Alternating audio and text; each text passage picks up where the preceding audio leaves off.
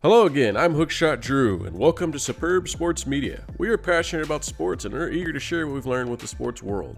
In today's video, I wanted to focus on the late bloomers of the NFL. Whether it be missing out on expectations or finally getting the opportunity to showcase their abilities, these players overcame slow pro career beginnings to have very productive or even Canton-worthy careers.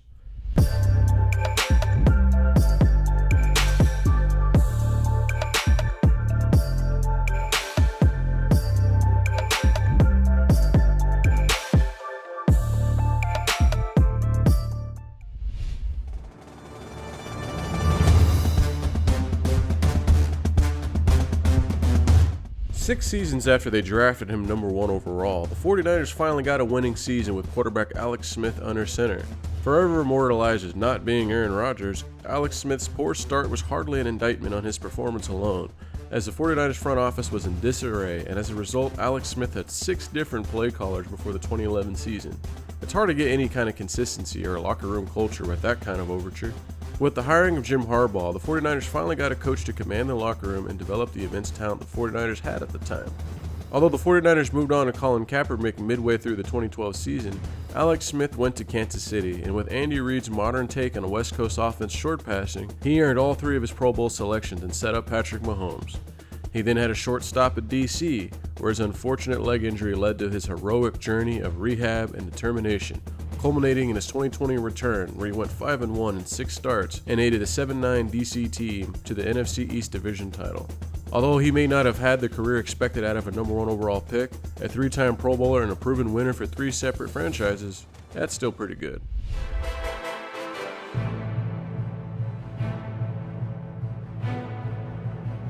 Moving from one number 1 overall pick to another here, Jim Plunkett from the Stanford Cardinal was one of the most hyped up quarterbacks coming out of college at the time. Rival college coaches called Plunkett one of the most can't-miss prospects to hit the pros at the quarterback position. However, similarly to Smith, the Patriots were a front office mess. The previous season, the Patriots took a heavy gamble on Joe Kapp, who in '69 won the NFL championship with the Vikings, but played without a contract and became a free agent after winning the championship. One of the first high-profile player NFL grievances followed, and Kapp never played again after the '70 season. The team had the worst record in football during the 1 year with Kapp and earned their first overall pick. Although the team's performance with Plunkett improved from where they were before, he was constantly sacked and grew a reputation of being injury-prone. The team turned to rookie Steve Grogan, who turned the franchise around starting with the '76 season, ironically the 200-year anniversary of our nation's history. Plunkett was traded to San Francisco in '76, where he started for 2 more years, getting tossed around some more. After the '77 season, he was a Raiders backup for 2 more years, barely seeing any action. However, the '80 season was the beginning of something special. Quarterback Dan Pastorini broke his leg, and Plunkett threw 5 interceptions in relief of him. However, the Raiders felt they didn't have an experienced quarterback on the roster, so they stuck with Plunkett. The Raiders rattled off 9 wins in the remaining 11 games and earned a wildcard spot, where Plunkett guided the team to a Super Bowl championship, and the process becoming the first wildcard team to ever win a Super Bowl. The 33-year-old Plunkett also became the first minority to win a Super Bowl. As if that wasn't enough for a nice turnaround story, in '83, the now 36-year-old backup took over again for the Raiders after an injury to starter Mark Wilson. But Plunkett once again led the Raiders on another run, going 10-3 as a starter in the regular season and blowing out everyone they faced in the playoffs, leading up to their blowout win over DC 38-9. Plunkett never earned a Pro Bowl or an All-Pro, but his 2 Super Bowl victories as a cast-off, washed-up quarterback was a testament to the burning desire some people have when faced with adversity. They may not have had the gaudy statistics or a definitive single-game performance, but what Plunkett accomplished in '80 and '83, as well as his achievements from Stanford with winning the Heisman, I believe he deserves to be in the Hall of Fame.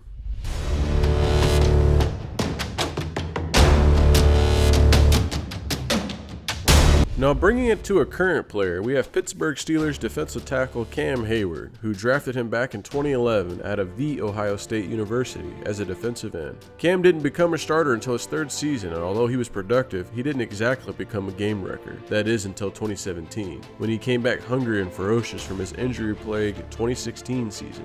Bursting out onto the scene with 12 sacks and 16 tackles for a loss, Hayward made the first of 5 consecutive Pro Bowls. Hayward was moved to defensive tackle starting in 2018, where he has been one of the best pass rushing defensive tackles in football, but he's hardly a one-trick pony. This past season, he had 90 tackles, 15 of them going for losses, as well as 10 sacks and 6 pass breakups. Those are crazy numbers for a defensive tackle. Hayward may well be the best defensive tackle this side of Aaron Donald. Not bad for a guy who made us wait 7 years to show us how elite he could really be.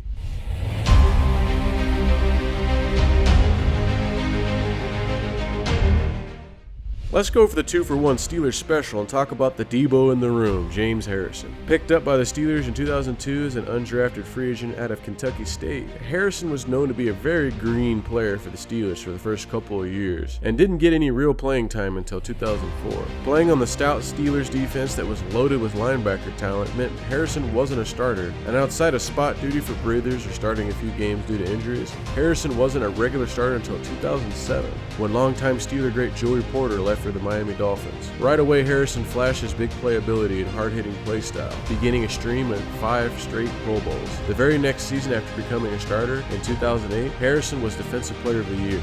With 16 sacks, 101 tackles, 19 tackles for a loss, and a ridiculous 7 forced fumbles, it was a runaway vote. He continued to dominate into the playoffs, including the ridiculous 101-yard interception return for a touchdown right before the half against Kurt Warner and the Cardinals in the Super Bowl.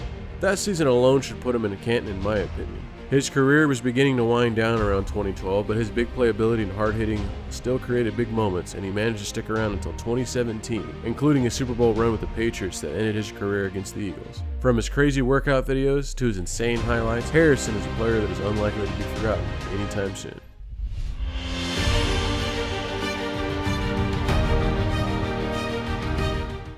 Speaking of Kurt Warner, I think it's time we get to the obvious. I'm sure you've all heard the story. Grocery bagger to Arena Football League legend with his own video game, Warner stepped in for an injured Trent Green in 1999, leading the way for the greatest show on turf and endless highlights. Warner bounced around looking for NFL work since 1994, where he was a camp arm for the Packers. Buried under the depth chart basement, and with the Packers already having a Hall of Fame guy, he was cut and he waited his turn. Once that opportunity appeared for Warner, he never let it go. From 1999 to 2001, Warner was NFL MVP twice and a 3-time Pro Bowler. The Rams appeared in 2 Super Bowls under Warner, winning one and losing the other to Tom Brady and the Patriots. The Rams team filled an MVP every year from 1999 to 2001. Despite injuries, Warner hung around until he was replaced by Pro Bowler Mark Bulger. In 2004, the Giants picked him up to have Eli Manning as his understudy. Despite a decent start for the Giants, the team benched Warner and put in Eli, who never gave up that starting job again until he retired. Warner once again was picked up to mentor a young college quarterback in 2005, this time Matt Leinart of USC. Leinart struggled with the transition to the pro game, and he also dealt with some injuries, which presented another opportunity for the wily Warner. From 2007 until his retirement after the 2009 season, Warner led the Cardinals through their best run in franchise history, including the aforementioned Super Bowl against James Harrison and the Steelers in 2008. Despite losing that game, it was an instant classic, and Warner's success with the floundering Cardinals cemented his status as a gold jacket guy.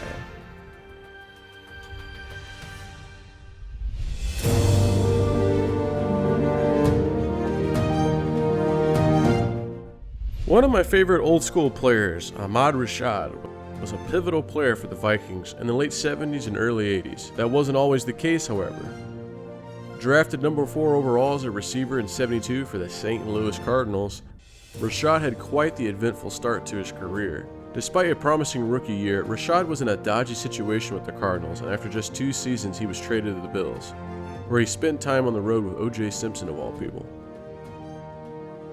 It wasn't until 1976 that Rashad joined the Vikings, just in time for their last Super Bowl appearance and a blowout to John Madden and the Raiders. I'm so sorry, Vikings fans. With the Vikings, Rashad finally showcased his abilities as one of the top receivers in the game. His combination of speed and athleticism resulted in some of the best highlight reel plays from that era's passing game. With 4 straight Pro Bowls and a marketable personality, Rashad parlayed himself a broadcasting career, and with his 1990 preseason game appearance with the NBA's 76ers, he began a second career in sports, this time in the game of basketball.